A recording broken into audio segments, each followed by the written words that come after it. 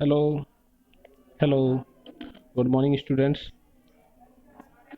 आज आप लोगों के लिए पहली क्लास दी जा रही है, विषय विज्ञान कक्षा 10, जिसमें आप लोगों का पहला चैप्टर है रासायनिक अभिक्रियाएं एवं समीकरण।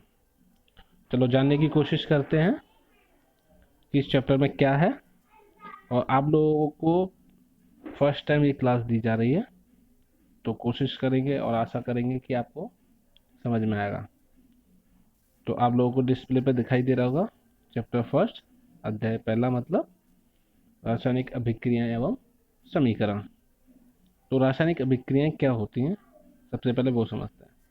रासायनिक अभिक्रियाएं, देखो बुक में आप लोगों को एग्जांपल्स दिए गए हैं। पहले कुछ एग्जांपल्स आप लोगों को मैं पढ़ के बताता हूँ, फिर समझने की कोशिश करेंगे कि इसमें ऐसा क्या हुआ कि जिनको इनको हम रासायनिक अभिक्रियाओं के लिए समझना चाहते हैं। ठीक है। जैसे गर्मियों में कमरे के ताप पर दूध को खुला छोड़ दें दिया जाए तो क्या होगा, आप लोग बता सकते हो क्या होगा? ये क्या होता है इसके साथ में, अगर ऐसा कर दिया जाए तो दूध खराब हो जाएगा, फट जाएगा। ठीक है। अगर लोहे की कोई वस्तु है, नेक्स्ट एग्जांपल में आपको दिया गया है, लोहे की कोई वस्तु है, उसको खुले वायुमंडल मतलब हवा में छोड़ दिया जाए। आर्द्र का मतलब होता है गीला या नम। नम मतलब जिसमें कि थोड़ा बहुत पानी की मात्रा उपस्थित हो। आर्द्र वायुमंडल में अगर खुला छोड़ दिया जाए तो क्या होगा, वो भी खराब हो ही जाएगा। मतलब खराब कैसे होगा, जंग लग जाएगी। अंगूर का किण्वन हो जाता है। किण्वन का मतलब सड़ना, गलना या खराब होना। अंगूर यहाँ पर बोला गया है, लेकिन खराब तो बहुत सारी चीजें हो जाती हैं, फल सब्जी, बहुत सारे फल। एक एग्जांपल आपको समझाने के लिए सेट किया गया किताब में। ठीक है। अंगूर का किण्वन मतलब अंगूर का खराब हो जाना, सड़ जाना।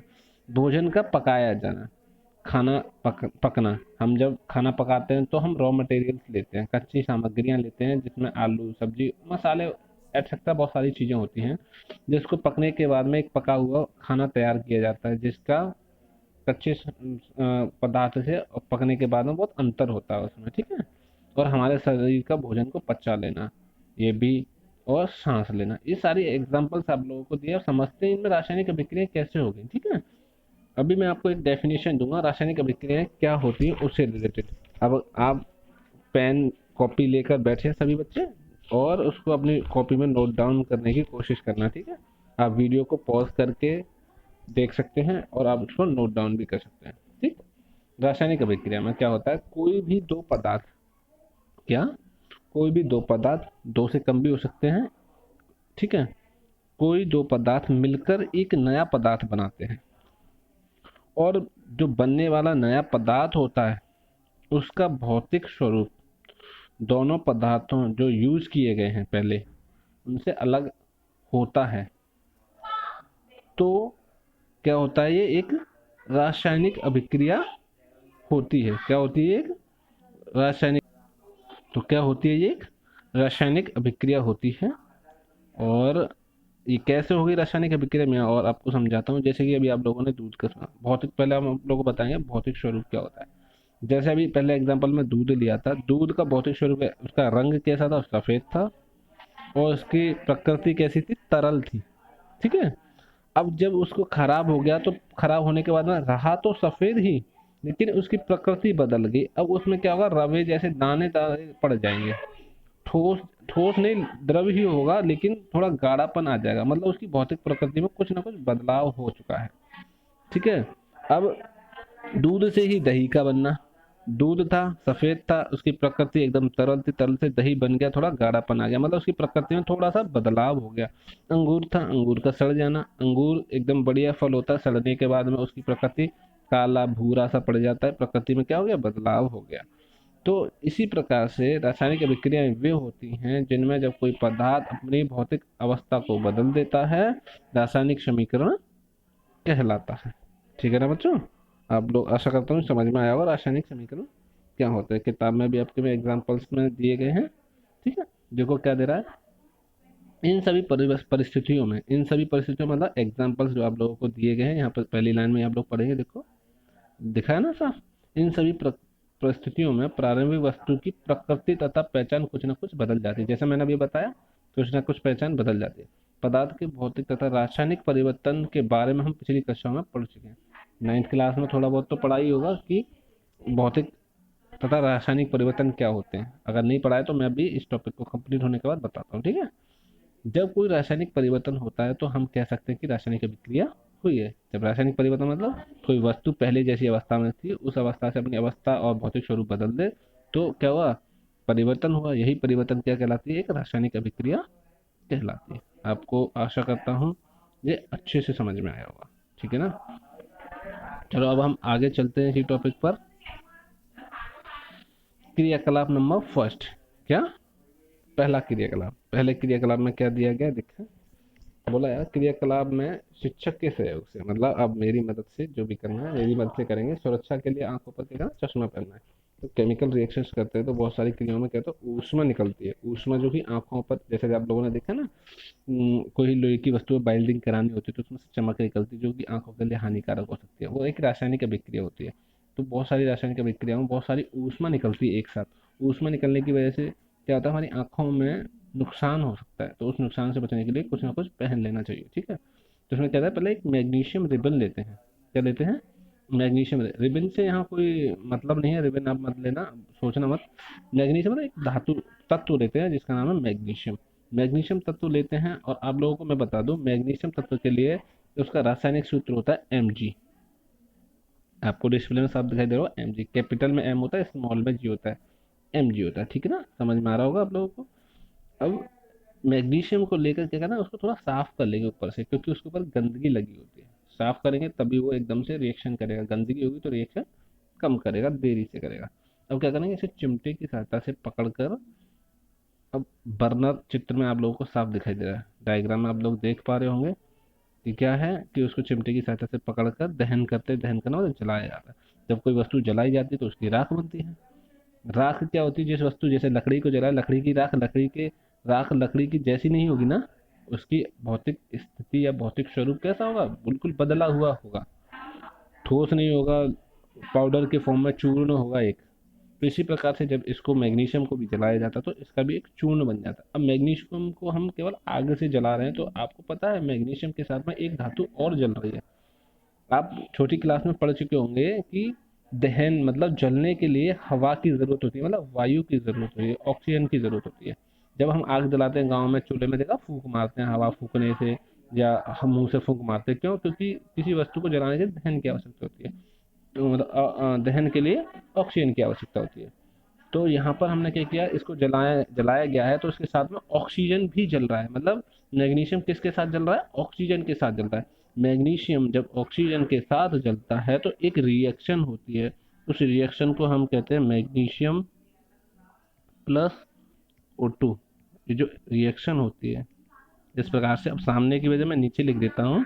मैग्नीशियम जो ऑक्सीजन से क्रिया करता है तो MgO बनाता है। MgO का मतलब होता है मैग्नीशियम ऑक्साइड बनाता है। क्या होता है, जब मैग्नीशियम को जलाया जाता है तो मैग्नीशियम ऑक्सीजन के साथ जलकर MgO का मतलब होता है मैग्नीशियम ऑक्साइड। मतलब मैग्नीशियम ऑक्सीजन के साथ जलकर मैग्नीशियम ऑक्साइड नामक एक यौगिक बनाता है, ठीक है।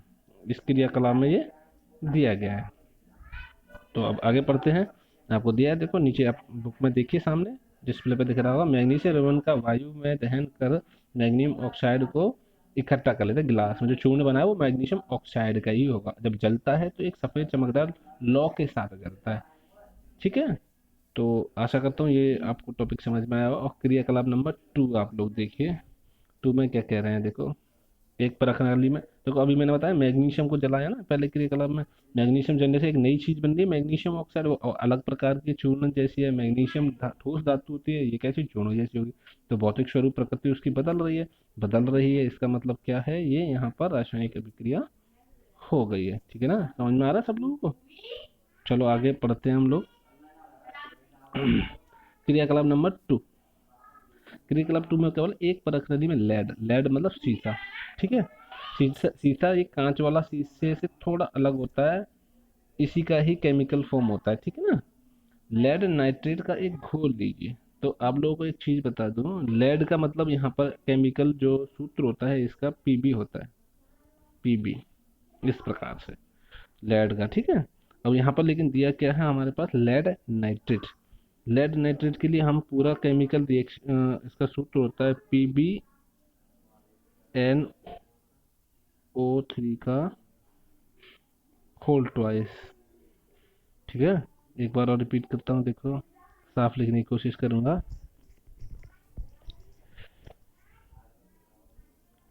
PbNO3 का होल ट्वाइस, ये इसका लेड नाइट्रेट का रिएक्शन फॉर रासायनिक सूत्र होता है। ठीक है बेटा, सब नोट डाउन कर लेंगे अपनी कॉपी में, इनको साथ में लिखते जाएंगे, क्योंकि अब जब आप लोग केमिस्ट्री में, साइंस का टॉपिक केमिस्ट्री में पढ़ रहे हैं तो आपको सारे रासायनिक सूत्र याद होंगे, तभी आप लोग अच्छे से समझ पाओगे। ठीक है, और अगले में क्या होगा, पोटेशियम आयोडाइड। तो पोटेशियम आयोडाइड से पहले हम पोटेशियम के लिए क्या होता है हमारे पास, के। पोटेशियम का सूत्र होता है के, और पोटेशियम आयोडाइड का पूरा फॉर्मूला होता है KI, पोटेशियम आयोडाइड। तो अब इसमें क्या बोला जा रहा है कि इन दोनों को आपस में क्रिया कराई जा रही है। तो क्रिया कराने पर क्या होगा, इसमें ये पूछा जा रहा है, जब भी हम लेड नाइट्रेट का पोटेशियम आयोडाइड से क्रिया कराते हैं तो हमें लेड आयोडाइड और पोटेशियम नाइट्रेट दो पदार्थ मिलते हैं। क्या मिलता है, पोटेशियम आयोडाइड की रिएक्शन लेड नाइट्रेट या लेड नाइट्रेट की रिएक्शन पोटेशियम आयोडाइड से कराई जाती है तो हमें lead iodide plus potassium nitrate दोनों ही मिलते हैं। अभी आप लोग इसको रिएक्शन के फॉर्म में लिख सकते हो, कैसे, अभी मैंने आप लोगों को बताया था, मैं इसको स्लाइड करके बता रहा हूँ, देख समझना आप लोग। PbNO3 का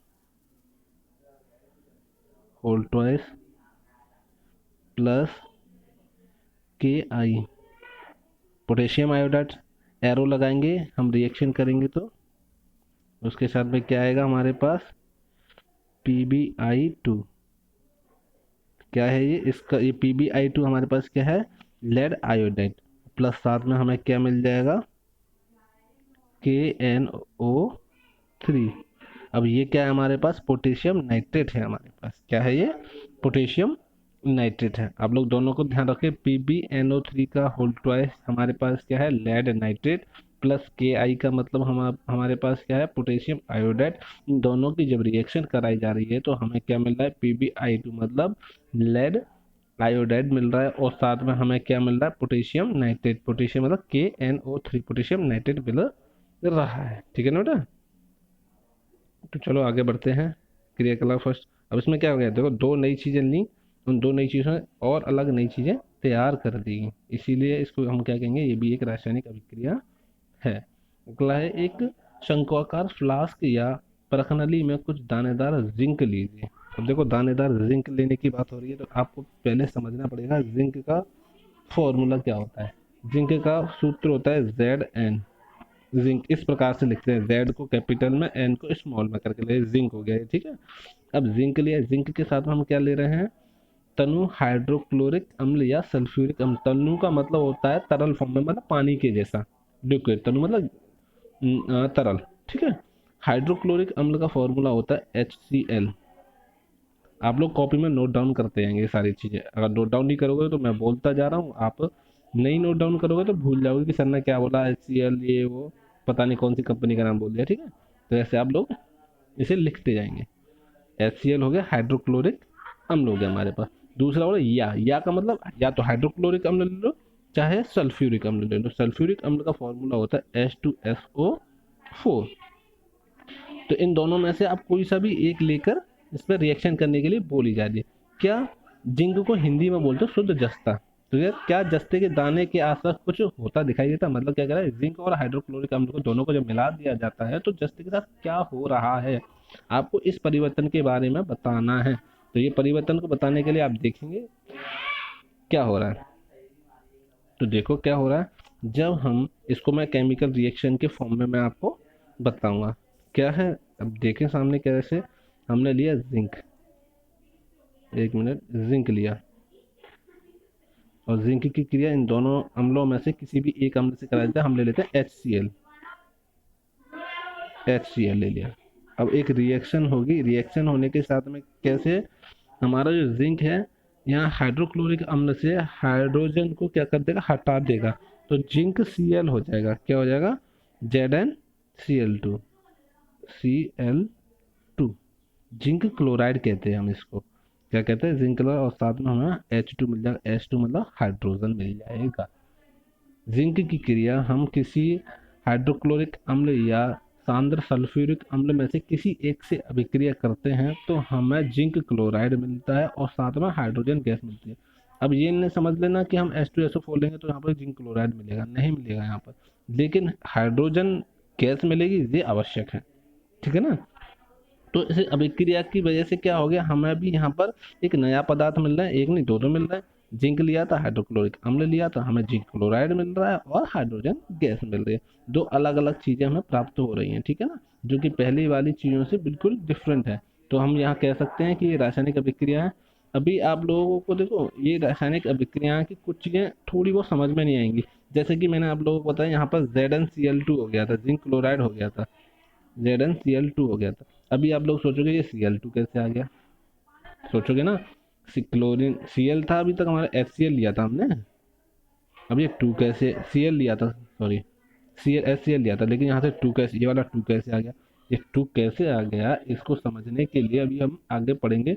अभी चैप्टर की शुरुआत है तो चैप्टर तो, टॉपिक तो समझ में आना शुरू होगा ना अभी, और हमने पढ़ाना शुरू किया है। तो आज के लिए आप लोगों को मैं सिर्फ इतना ही टॉपिक रख रहा हूँ, ठीक है। और अगर आपको समझ में आया हो तो मैं अभी आप लोगों को ग्रुप में ये वीडियो यूट्यूब से शेयर की जाएगी, आप लोग कमेंट में बताना कि कैसी वीडियो लगी, उसके बाद में ही मैं आप लोगों के लिए रासायनिक समीकरण, नया टॉपिक आप लोग सामने देख पा रहे होंगे, ये रासायनिक समीकरण, ये आपके लिए शुरू करूँगा, ठीक है ना। पहले आप लोग बताएं कैसा है, अच्छा हो तो लाइक कर देना वीडियो को, खराब हो तो डिसलाइक कर देना, चैनल को आगे फॉलो करना हो तो सब्सक्राइब भी कर लेना, और जैसा भी आपको लगे, जो भी प्रॉब्लम्स हो कमेंट में बता दे जाना। थैंक यू बच्चों।